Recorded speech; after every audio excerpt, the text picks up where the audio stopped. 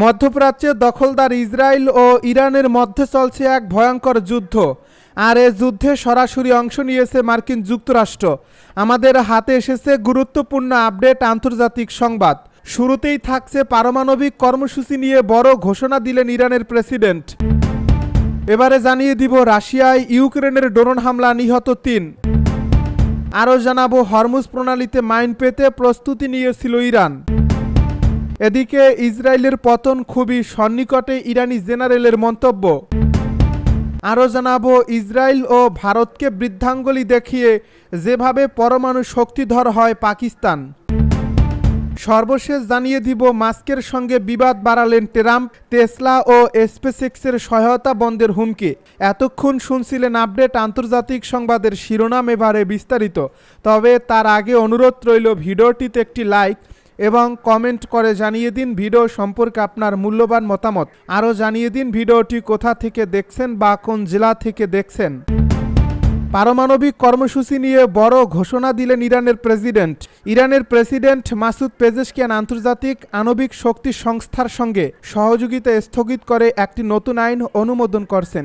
গত মাসে ইসরায়েল ও যুক্তরাষ্ট্রের সঙ্গে 12 দিনের যুদ্ধে ইরানের গুরুত্বপূর্ণ পারমাণবিক স্থাপনাগুলোর উপর হামলার পর জাতিসংঘ পারমাণবিক পর্যবেক্ষক সংস্থার সঙ্গে উত্তেজনা চরমে পৌঁছায়। বুধবার ইরানি রাষ্ট্রীয় টেলিভিশন জানায় মাসুদ পেজেশকিয়ান আন্তর্জাতিক আণবিক শক্তি সংস্থার সঙ্গে সহযোগিতা স্থগিতের আইন অনুমোদন করেছেন, খবর আল জাজিরার। কয়েকদিন আগেই ইরানের পার্লামেন্ট একটি প্রস্তাব পাশ করে যাতে IAEA এর সঙ্গে সহযোগিতা স্থগিতের আহ্বান জানানো হয়।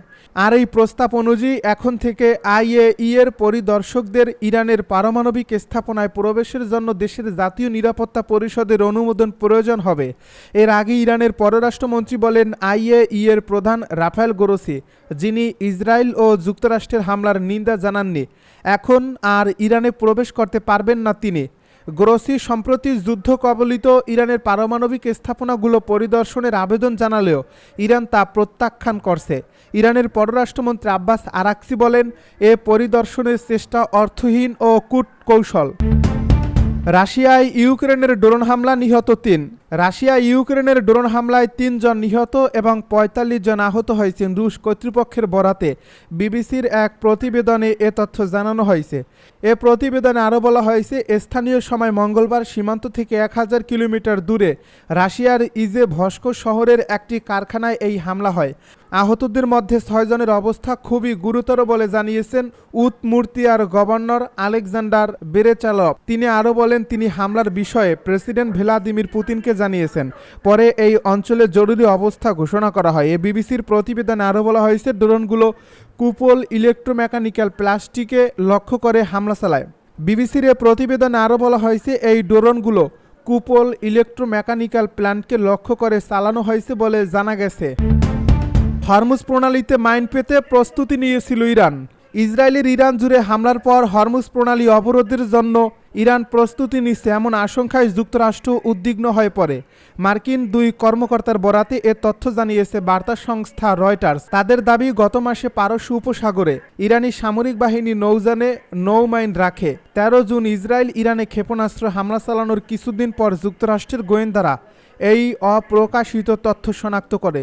যদিও হরমুজ প্রণালীতে এই মাইনগুলো এখন স্থাপন করা হয়নি, তবে তেহরানের এমন পদক্ষেপ বিশ্বের ব্যস্ততম এই বাণিজ্যিক রুট বন্ধ করার প্রস্তুতির ইঙ্গিত দেয়। এতে মধ্যপ্রাচ্যের চলমান উত্তেজনা আরও বেড়ে যেত এবং বৈশ্বিক বাণিজ্যে বড় ধরনের প্রভাব পড়ত। ইসরায়েলের পতন খুবই সন্নিকটে, ইরানি জেনারেলের মন্তব্য।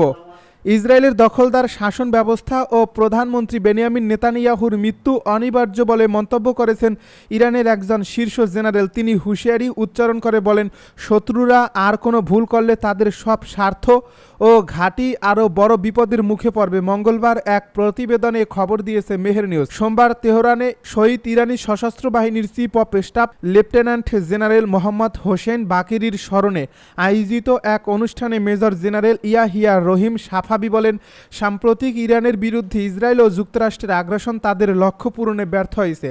ইরানের সর্বোচ্চ নেতা আয়াতুল্লাহ আলী খামেনির শীর্ষ সামরিক উপদেষ্টা জেনারেল সাফাবি বলেন, সাম্প্রতিক যুদ্ধ জায়নবাদীদের মৃত্যুর চক্রকে ত্বরান্বিত করছে। তিনি আরও বলেন, জায়নবাদী শাসন ব্যবস্থা এবং নেতানিয়াহুর পতন এখন সময়ের ব্যাপার। তিনি আরও জানান, শত্রুর অনুরোধে সাময়িক যুদ্ধবিরতির যুদ্ধ থামালেও ইরান শত্রুদের স্বার্থ, কাঠামো, ঘাঁটি এবং তাদের অঞ্চলের বাহিনী সম্পর্কে স্পষ্ট ধারণা রাখে। ইসরায়েল ও ভারতকে বৃদ্ধাঙ্গুলি দেখিয়ে যেভাবে পরমাণু শক্তিধর হয় পাকিস্তান, পশ্চিমা বিশ্বের চোখের বালি ছিলেন তিনি। সেটা সাবেক সিআইএর পরিচালক জর্জ টেনেট বা মোসাদের সাবেক প্রধানের কথাতেই পরিষ্কার। টেনেটের চোখে তিনি ছিলেন ওসামা বিন লাদেনের মতোই বিপজ্জনক। মোসাদের সাবেক প্রধান সাপ্তাই সাবিত তো আফসোস করেছিলেন কেন তাকে হত্যা করা হয়নি এই বলে। পশ্চিমের এমন ক্ষোভের কেন্দ্রে থাকা ব্যক্তিটি পাকিস্তানের পরমাণু বিজ্ঞানী ডক্টর আব্দুল কাদির খান। এই ঘটনার শুরু 1970-এর দশকে। ভারত 1974-এর 18 মে স্মাইলিং বুদ্ধ নামের পারমাণবিক পরীক্ষা চালায়, যার ফলে দক্ষিণ এশিয়ায় শক্তির ভারসাম্য ভেঙে পড়ে। সীমানার ওপারে পাকিস্তানের ভেতরও শুরু হয় তীব্র প্রতিক্রিয়া। ভারতের পারমাণবিক পরীক্ষার জবাবে পাকিস্তানের তৎকালীন প্রধানমন্ত্রী জুলফিকার আলী ভুট্টো তো ঘোষণাই দিয়ে বসেন, যে কোনো মূল্যে পারমাণবিক বোমা তৈরি করবে তার দেশ। তিনি আরও বলেন, প্রয়োজনে ঘাস খাবো কিন্তু পরমাণু বোমা বানিয়ে ছাড়ব। খ্রিস্টান, ইহুদি, এখন হিন্দু বোমাও তৈরি হয়ে গেছে, তাহলে মুসলিম বোমা কেন নয়? ভুট্টোর এই কর্মসূচির নেতৃত্ব নেন একজন বিজ্ঞানী যার নাম পরবর্তীতে ইতিহাসে চিরকাল খোদাই হয়ে যায়। তিনি হলেন ডক্টর আব্দুল কাদির খান। প্রয়োজনে ঘাস খাবো কিন্তু পরমাণু বোমা বানিয়েই ছাড়ব। খ্রিস্টান, ইহুদি, এখন হিন্দু বোমাও তৈরি হয়ে গেছে, তাহলে মুসলিম বোমা কেন নয়? জুলফিকার আলী ভুট্টো পাকিস্তানের তৎকালীন প্রধানমন্ত্রী এ মন্তব্য করেন। আব্দুল কাদির খান বা সংক্ষেপে কিউ খান 1936 সালে ব্রিটিশ ভারতের ভোপালে জন্মগ্রহণ করেন তিনি। পরে তার পরিবার দেশ ভাগের সময় পাকিস্তানে চলে আসে। করাচি বিশ্ববিদ্যালয়ে বিজ্ঞান শাখায় পড়াশোনা শেষ করে উচ্চশিক্ষার জন্য পাড়ি জমান তিনি ইউরোপে। জার্মানির বার্লিনে মেটালার্জি ইঞ্জিনিয়ারিং পড়েন এবং নেদারল্যান্ডসের ডেলফটে ইউরেনকো নামের একটি পারমাণবিক কোম্পানিতে কাজ শুরু করেন। ইউরেনকোতে কাজ করার সুবিধায় বিশ্বসেরা সেন্ট্রিফিউজ প্রযুক্তি তার হাতে আসে, যা ইউরেনিয়াম সমৃদ্ধ করতে ব্যবহৃত হয়। ইলন মাস্কের সঙ্গে বিবাদ বাড়ালেন ট্রাম্প, টেসলা ও স্পেসএক্সের সহায়তা বন্ধের হুমকি। ইলন মাস্কের প্রতিষ্ঠানগুলোকে দেওয়া শত শত কোটি ডলারের সরকারি ভূতর্কি বন্ধের হুমকি দিয়েছেন মার্কিন প্রেসিডেন্ট ডোনাল্ড ট্রাম্প। বিশ্বের শীর্ষ ধনী মাস্কের সঙ্গে দীর্ঘদিনের টানাপোড়েনের মাত্রা বাড়িয়ে গতকাল মঙ্গলবার এমন পদক্ষেপ গ্রহণের হুমকি দিলেন প্রেসিডেন্ট। এক সময় একে অপরের ঘনিষ্ঠ মিত্র থাকলেও বর্তমানে তারা মুখোমুখি অবস্থানে রয়েছেন। গত সোমবার নতুন করে শুরু হয় ট্রাম্প ও ইলন মাস্কের দ্বন্দ্ব। মার্কিনে প্রেসিডেন্ট হিসেবে ট্রাম্পের দ্বিতীয় দফার নির্বাচনে বিপুল অর্থ ব্যয় করলেও পরে মাস্ক তার কর হ্রাস ও সরকারি ব্যয় বাড়ানোর বিল নিয়ে সমালোচনা করেন। এ বিলটি গতকাল কংগ্রেসের উচ্চকক্ষ সিনেট মাত্র এক ভোটের ব্যবধানে পাশ হয়। এ বিলের ফলে বৈদ্যুতিক গাড়ি কেনায় যে ভূতর্কি পাওয়া যায় তা উঠে যেতে পারে। এ ভূতর্কিতে মূলত টেসলার মতো মাস্কের প্রতিষ্ঠানগুলো উপকৃত হতো। হোয়াইট হাউসে গতকাল এক সংবাদ সম্মেলনে ট্রাম্প বলেছেন, ইলন মাস্ক ক্ষুব্ধ কারণ তার ইভি সুবিধা উঠে যাচ্ছে, কিন্তু আরও অনেক কিছু হারাতে পারে তিনি।